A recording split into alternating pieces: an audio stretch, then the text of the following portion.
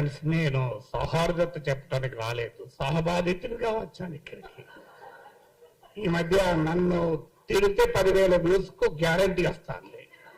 అది ఉపాధి హామీ పథకం అయిపోయింది. ఏం చేయాలి మీరు గమనించాలి. నేను మాట్లాడిన వెంటనే నన్ను మెచ్చుకుంటూ పెట్టినా, నన్ను తిట్టుకుంటూ పెట్టినా 10,000 వ్యూస్ కంపల్సరీ, 110%. అది అలా అష్యూర్డ్ స్కీమ్ అయ్యాను. కానీ ఇక్కడ మహిళా జర్నలిస్ట్ లో నేను నిజంగా మిమ్మల్ని మహిళా జర్నలిస్ట్ అనం, మీరు జర్నలిస్టులు అంటే మీరేం ప్రత్యేకంగా మహిళా జర్నలిస్టులు పురుష జర్నలిస్టులు ఉండరు. జర్నలిజం ఇది జర్నలిజం. అయితే మా మీద దాడిని భరించగలుగుతాం, మీ మీద దాడిని మేమే భరించలేము. అందులో మీరు భరించి ఇంత ధైర్యంగా మాట్లాడుతున్నారంటే మొదటి విజయం మనం సాధించినట్లే. ఎందుకని వాడు ట్రోలింగ్ చేస్తున్నాడు? ఒక తులసి, ఒక వనజ, ఒక విప్లవశ్రీ, ఒక ఆస్మా, ఒక శ్రీనిధి ఇక మాట్లాడొద్దు అనేది వాడి ఉద్దేశం. మేము బహిరంగ నటిక బిగ్గరగా మాట్లాడతాం, ఏం చేసుకుంటే చేసుకోపో అన్నాం. సో ఇది మొదటి విజయం. ఇప్పుడు మనం చర్చించాల్సింది what is to be done. ఏం చేయాలంటే ఇంకా బిగ్గరగా మాట్లాడాలి. ఇది మొదటిది. ఎంత బిగ్గరగా మాట్లాడాలి? వాడు నిలబడేలా మాట్లాడాలి. ఎంతకాలం మాట్లాడుతుందా ట్రోలింగ్ చేస్తాడు, ఎప్పుడోసారి ఓపిక నశిస్తాడు కదా. ఫార్చునేట్లీ మనలాంటి వాళ్ళు పెరుగుతున్న కొద్దీ వాడికి టైం కూడా సరిపోదు, డిస్ట్రిబ్యూట్ అవుతుంది. క్షేత్రగణితం, మెన్సురేషన్. 4 ఉన్నప్పుడు వాళ్ళందరూ 4 మీద పడతారు. 40 మంది అయితే 40 మంది మీద పడతారు. 400 అయ్యారనుకోండి, మనం డిస్ట్రిబ్యూట్ అయిపోయి మన మీద ఆడు తగ్గుతుంది. అందువల్ల మనం మరింత ఎక్కువ మందిని సృష్టించే పని మనం చేయాలి. అందుకు మీరు నిజంగా మిమ్మల్ని అభినందిస్తున్నాం, ఎందుకంటే మీరు ధైర్యంగా ఉండడం. డిఆర్ మంకేకర్ అనే గొప్ప సంపాదకులు నో మై సన్ నెవర్ అని జర్నలిజంలోకి వచ్చే కొడుకును ఉద్దేశించి ఆ రోజుల్లో బుక్ రాశాడు. కానీ ఆ రోజుల్లో జర్నలిస్టుల స్థితిగతుల గురించి ఆలోచించి రాశాడు, ఈ ట్రోలింగ్ కాదు. సో ఈ రోజు ట్రోలింగ్ చూసి కూడా నో మై డాటర్ నెవర్ అనే దశ వచ్చింది. ఎస్ మై సిస్టర్ ఆల్వేస్ అని చెప్పాలి.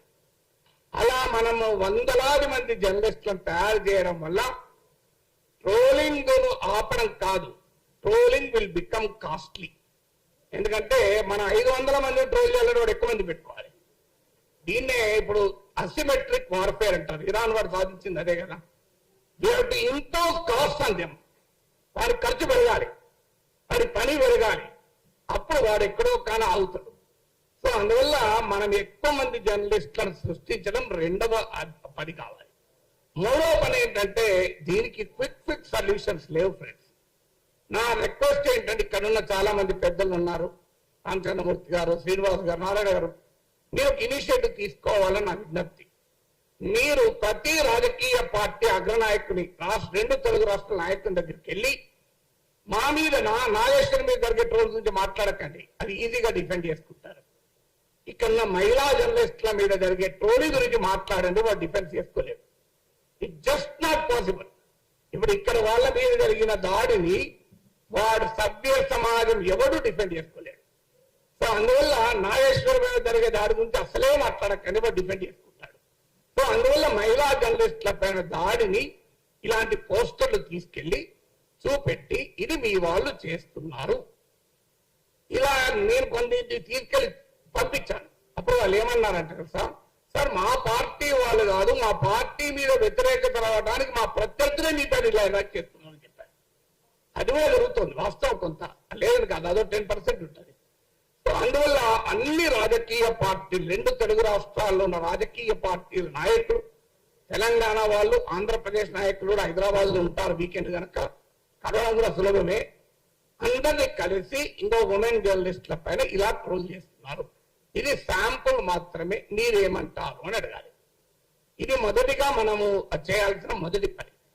ఇది అన్ని పార్టీలు తరతమ తేడాలు లేకుండా అన్ని రాజకీయ పార్టీలను కలవాలి. ఆ తర్వాత ఏం చేయాలి? 4వ సొల్యూషన్, ఇలాంటి ఒక రౌండ్ టేబుల్ పెట్టి అన్ని పార్టీల నాయకులను పిలిచి వాళ్ళ ముందర చర్చ పెట్టాలి. సో వాళ్ళు ఎంత లోపల ఈ పని చేయించినా బయట వచ్చి సమర్థించుకోరు, ఇంపాసిబుల్. ఇంకా మన సమాజం అంతా అనాగరికంగా కాలే, ఇంకో 10 ఏళ్ళు పడుతుంది. ఇలాంటి వ్యవస్థ ఇట్లే కొనసాగుతూ 10 ఏళ్ల తర్వాత బహిరంగ కూడా సమర్థించుకుంటారు. మీరు కనుక రాజకీయ పార్టీల ప్రతినిధులను పిలిచి కూర్చుండబెట్టి ఇందులో ఇప్పుడు కొంతమంది కేస్ స్టడీ చెప్పారు, అస్మా, విప్లవశ్రీ, వీళ్ళ కేస్ స్టడీస్ ముందు పెట్టాలి. మీరు ఏమంటారు చెప్పండి. So what will you do? మీరు ఆన్సర్ చెప్పండి అని చెప్పి ఆ రాజకీయ పార్టీలను పబ్లిక్ గా నిలదీయాలి. ఎందుకంటే ఇది ట్రోలింగ్ అనేది రెండు అనేక లేయర్స్ లో జరుగుతుంది. ఒక అతిపెద్ద లేయర్ పొలిటికల్ పార్టీల ట్రోల్ ఫ్యాక్టరీనే. దాన్ని మనం ఈజీగా ఎదుర్కోవచ్చు. వాడు వాళ్ళకి పోయే కాలం దాపురించింది కనుకనే మహిళలతో పెట్టుకున్నారు.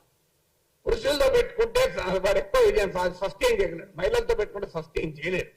ఎందుకంటే ఇప్పటికీ మన సమాజంలో ఎక్కడో ఒక చోట మహిళను అనాలి అంటే, ఉమెన్ అనాలంటే మొహమాటం అడ్డ వస్తుంది. బహిరంగంగా అనాలి. అనానిమస్గా ఉన్నప్పుడు ఏమన్నా మాట్లాడతాడు వాడు ప్యాట్రియార్కీ అంటే అప్పుడే బయటపడుతుంది. కానీ పబ్లిక్ గా ఉన్నప్పుడు బయటపడాలంటే కష్టపడతాయి. ప్రైవేట్ గా ఉన్నప్పుడు వాడి ప్యాట్రియార్కీ బయటపడుతుంది, వాడి కులపిచ్చి బయటపడుతుంది, అన్ని బయటపడుతుంది. కానీ పబ్లిక్ గా ఉన్నప్పుడు అవన్నీ దాచుకొని నటిస్తాడు కనుక ఆ నట సార్వభౌములుగా అవతారం ఎత్తిన సమయంలో వాళ్ళని నిలదీయాలి. మీరు ఏం చెప్తారు చెప్పండి, ఇదో ఇలా ట్రోల్ చేస్తున్నారు. అది నెక్స్ట్. తర్వాత లీగల్ బ్యాటిల్ నాకు పెద్దగా నమ్మకం లేదు. ఎందుకంటే నేను 2023లో కేసు పెట్టాను. ఇప్పటికీ కేసు ఏమీ కాలేదు. నా సమయం వృధా అవుతాను.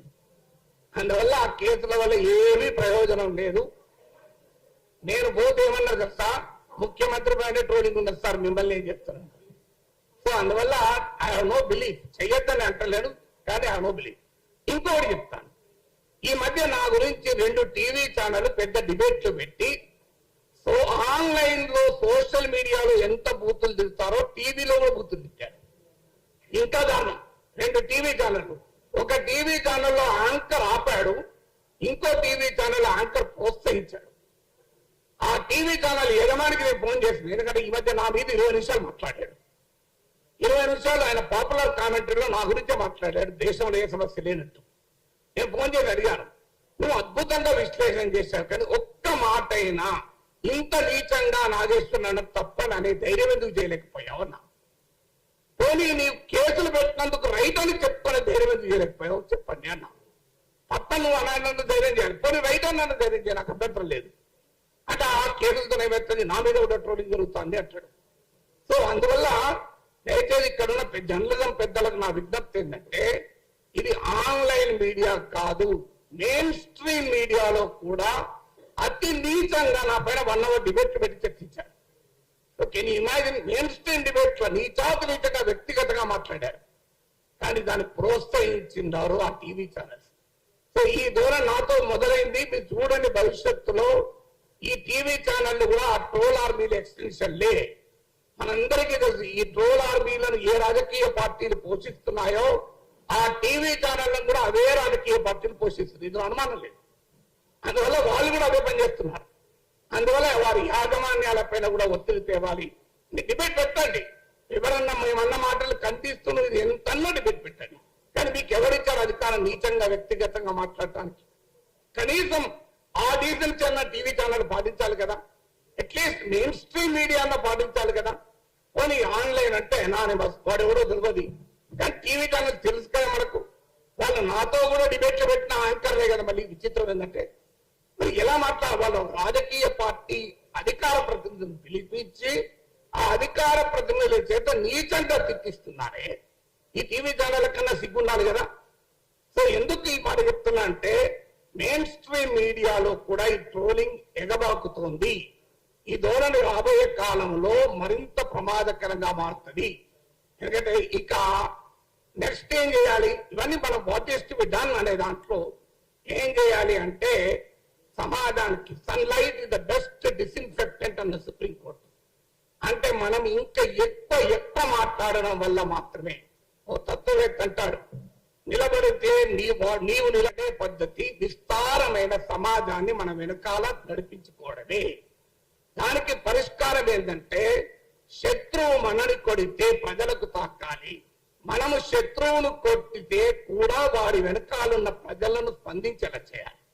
అందువల్ల ప్రజా సమస్యల పైన మరింత ఎక్కువగా మాట్లాడితే వద్దన్నా వాళ్ళే మన రక్షణకు వస్తారు. నువ్వు నన్ను ట్రోల్ చేస్తావు, నేను విశాఖ స్టీల్ ప్లాంట్ కార్మికుల తరఫున మాట్లాడినా, వాళ్ళు చూసుకుంటారు. నువ్వు నన్ను ట్రోల్ చేస్తావు, నేను పొగాకు రైతుల పక్షాన మాట్లాడినా, ట్రోల్ చేసి చూసుకో, వాళ్ళు చూసుకుంటారు. నువ్వు ట్రోల్ చేస్తావు, నేను ఆటో రైతుల పక్షాన మాట్లాడినా, నీవు ట్రోల్ చేస్తావు, నేను తెలంగాణ పోలీసులకు ఉద్యోగాల కొరకు బాధపడుతున్న నిరుద్యోగుల గురించి మాట్లాడతావు. ఏం చేస్తావు చూడండి. అందువల్ల నేను ఈ మధ్య పనిగట్టుకుని ఇదివరకన్నా ఎక్కువగా ఎక్కడ ప్రజా సమస్య ఉందో జల్లడ పట్టి వెతికి వాళ్ళ గురించి ఎక్కువ మాట్లాడుతున్నా. ఎందుకంటే అల్టిమేట్ గా ప్రజలే మన కవచము, అది గుర్తుపెట్టుకుందాం. సో అందువల్ల మరింతగా ప్రజా పక్షాన విస్తారమైన జనం సమస్యలు మనం తీసుకొని జనం భుజాల మీద తుపాకీ పెట్టి మనను వాడు ట్రోల్స్ భుజాల మీద తుపాకి మనం కాలుస్తున్నారు కదా, మేము జనం భుజాల మీద తుపాకి పెట్టి మీ సంగతి చెప్తాం. అప్పుడు ఏమంటారు చూడండి, మీరు మమ్మల్ని కొడతానంటే ఆ ప్రజలే మా రక్షణకు వస్తారు. అది మన అనుభవం అందరిది కూడా.